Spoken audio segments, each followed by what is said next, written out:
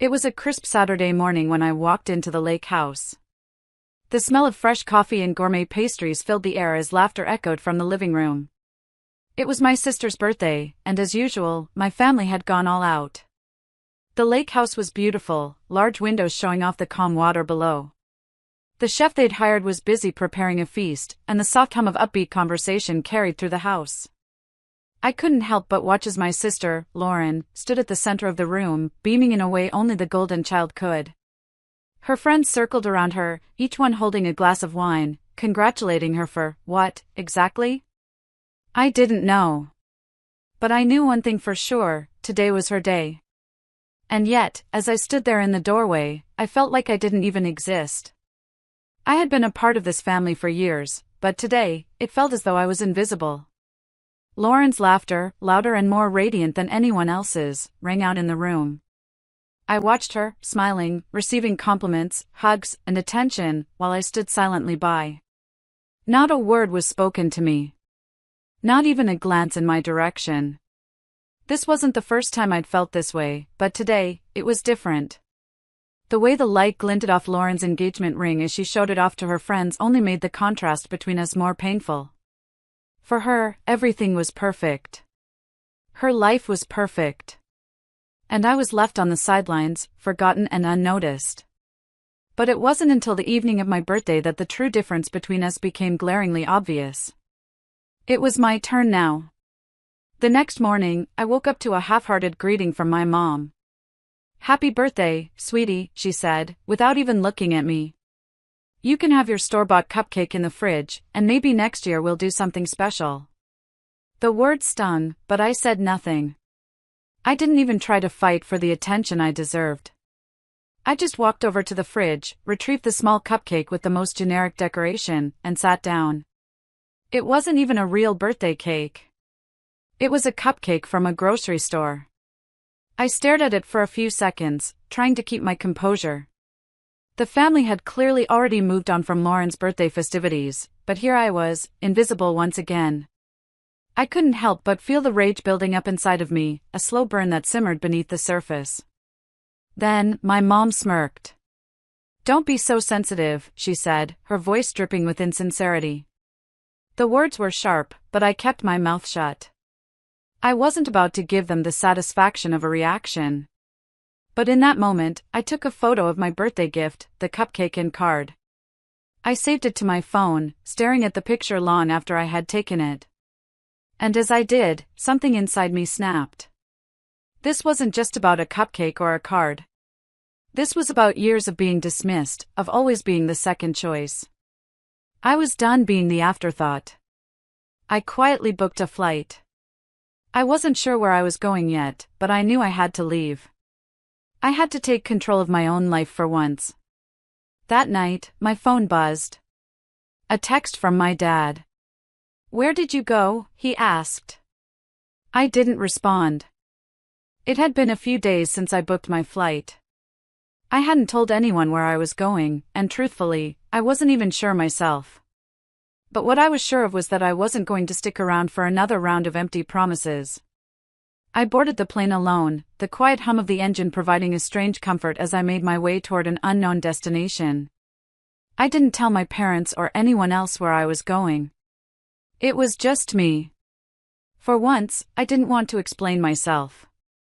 I had spent my entire life explaining, justifying, and convincing everyone around me that I was worth paying attention to. But I wasn't going to do that anymore. I was tired of being the invisible daughter, the other sibling. As the plane ascended into the clouds, my thoughts turned to that birthday, a day that should have been mine, but was instead drowned out by my sister's perfect celebration. I kept seeing the image of the cupcake in my mind, a grotesque reminder of how little I mattered. It wasn't just about the lack of a cake. It was about the lack of effort, the lack of love. My parents had never been good at showing affection. The coldness in their eyes when they looked at me had always been evident, but now, more than ever, it hurt. I thought of my sister, Lauren. We had always been so different. I was the quiet one, the one who preferred to stay in the background, but Lauren? She was a force of nature. It was impossible to ignore her, and it wasn't just because she was my sister. People gravitated toward her effortlessly. It was the way she talked, the way she smiled, everything about her was magnetic. But at the same time, there was always this sense that she didn't need me. She never needed me. She had the world at her feet, while I was left picking up the crumbs. I couldn't stand it anymore. I wasn't going to be the person left behind. And yet, the more I thought about it, the more I realized how deep this had run, how ingrained this pattern of behavior was in our family dynamic. My sister had always been the favorite, and no matter how much I tried to prove myself, nothing was ever good enough. I had tried to make peace with it over the years, tried to convince myself that it was okay to be the quiet one, the one who didn't rock the boat. But after that birthday, something inside me broke. I had spent too many years justifying my worth, making excuses for their neglect.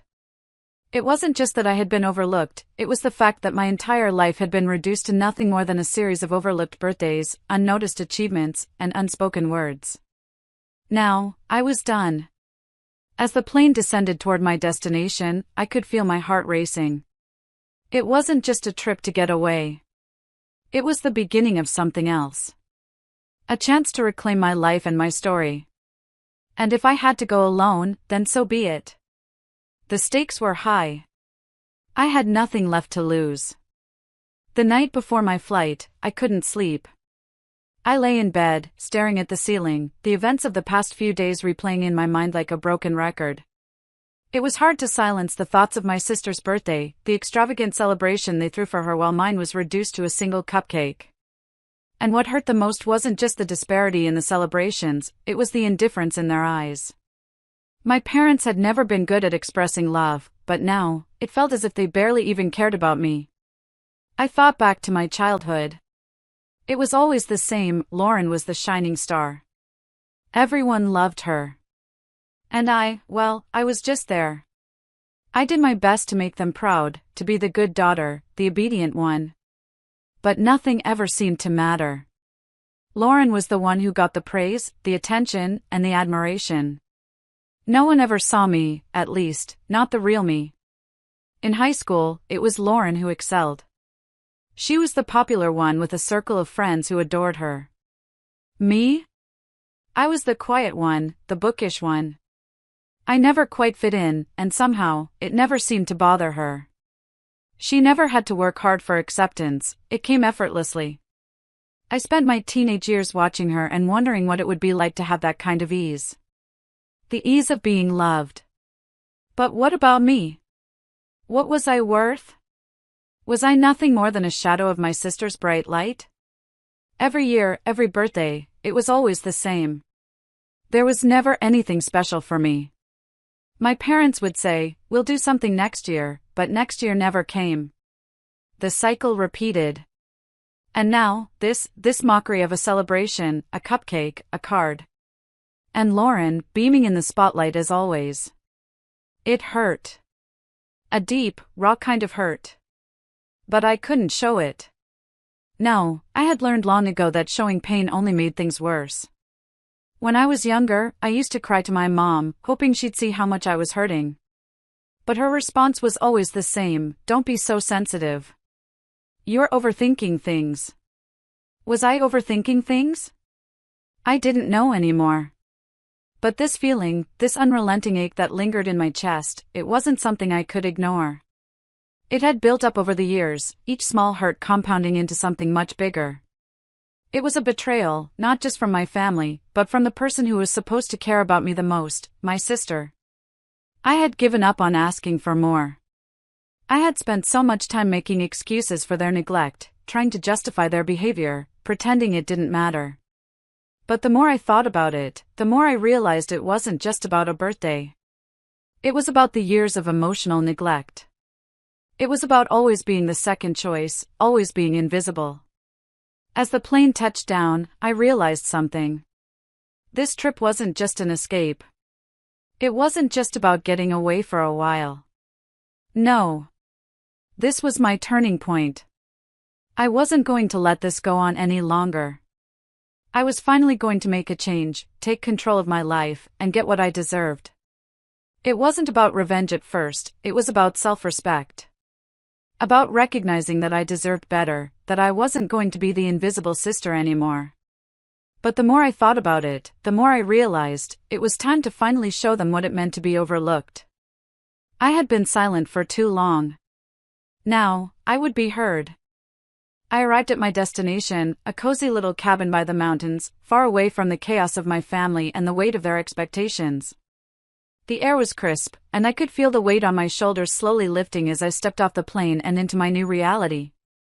I had left behind everything that reminded me of the empty birthday celebrations, the fake smiles, and the relentless comparison to my sister. I was free. But for the first time in my life, I wasn't just free, I was determined. Over the next few days, I spent time focusing on myself. I explored the area, treated myself to a spa day, and started to heal. But, somewhere in the back of my mind, the question remained, how could I make them understand? How could I make them feel the same way I had felt for years? The answer came to me when I least expected it. It wasn't just about taking a break. It wasn't even just about healing my heart. No, I realized it was about showing them how deeply their actions had hurt me.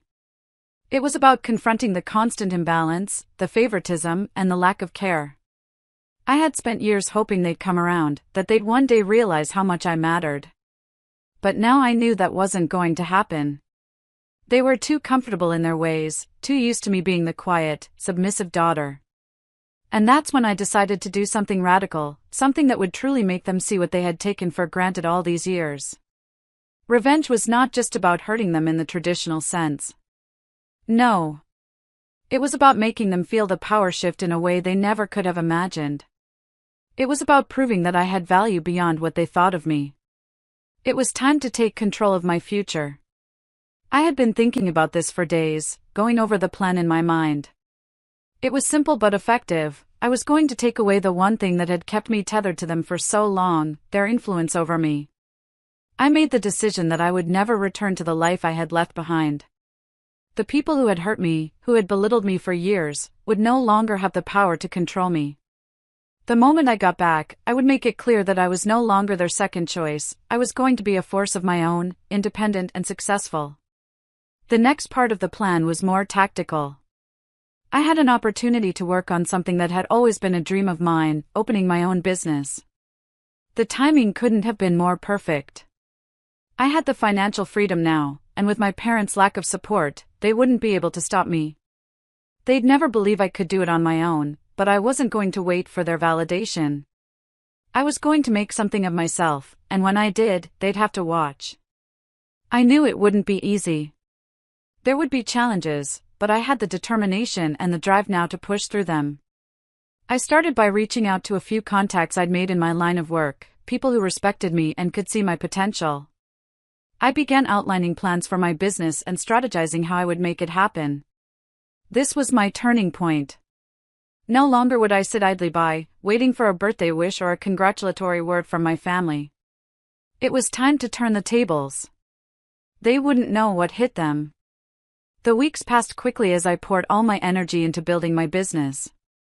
It wasn't easy, and there were moments when I doubted myself. I didn't have the safety net my sister had, or the financial cushion that came with being the family's favorite. But what I did have was an unwavering determination to prove them wrong. I stayed focused, working day and night, making connections, and slowly carving out a space for myself in a competitive market. Each small success, every positive email or encouraging phone call, felt like a victory. And with each success, I could feel my confidence growing. I was doing it on my own, without their help, without their approval, and without their constant belittling. And then, the big moment arrived. I had finally reached the point where my business was stable enough that I could show my family just how far I'd come. It was time to take my revenge. But this wasn't about petty tricks or malicious acts. No, this was about showing them the woman they had underestimated, the woman they had brushed aside, was now in control of her life. I knew I couldn't just make a grand gesture. That wouldn't have the same impact. Instead, I decided to take advantage of the family event that would inevitably take place, a celebration that my parents had planned for my sister's upcoming graduation. It would be the perfect setting for the moment I had been waiting for. Everyone would be there, and they wouldn't expect a thing. I bought my ticket back home, my heart racing with anticipation. I had thought this through, and I knew exactly what I had to do. As I walked into the lavish venue, this time as a confident, independent woman, I could feel their eyes on me. The smirks on my parents' faces when they saw me were gone, replaced by confusion and disbelief. I wasn't there to beg for their attention or approval. I wasn't there to ask for their love. No, this time, I had come to show them what I had achieved. I had come to remind them that their dismissiveness had not defined me, it had fueled me. I waited until the right moment, the moment when everyone's attention was on my sister. The proud, doting parents were all smiles as they watched her receive praise. But I didn't care about their focus on her. Instead, I stepped up to the microphone, my heart pounding with both excitement and nerves. With a calm, steady voice, I announced, "I'd like to thank my parents for their support over the years, and for always being there for me when I needed them.